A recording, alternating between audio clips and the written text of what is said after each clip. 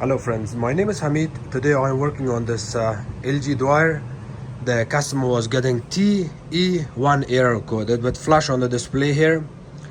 I pick up this part because it's very common that you would see the thermistor going bad on these units. It's also called temperature sensor, but in fact it's thermistor. In order to test this thermistor on room temperature, you have to get about 10,000 ohms with your multimeter. So I checked this meter. I opened this dryer apart. Everything was okay. I checked this thermistor. I was getting a good reading. So the only problem I can see here is this ventilation hose.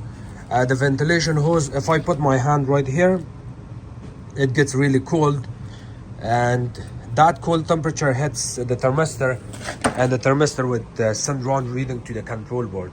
So what you can do, if that's your case, if you replace your thermistor by mistake and you're still having problem, disconnect your hose, let the dryer sit for a couple of minutes. I would leave it for a couple of hours, not a couple of minutes. And then after that, run your dryer. It should take care of the problem. But if you wanna excuse me, if you wanna get this to work faster, what you can do, turn on your dryer, turn on the cycle. You will still get the te1 code. Ignore it, don't get panicked. So if you get the te1 code, turn it off again and then turn it back on again and run a normal cycle again.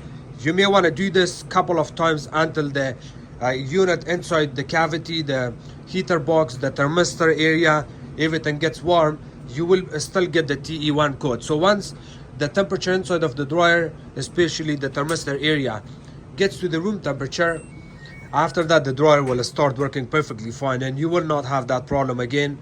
And to make sure you don't get the same problem, please change your ventilation hose.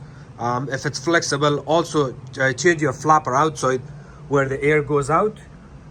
You change that so the cold air will not come back inside of the dryer, and that will take care of this problem. Thank you so much for watching my videos.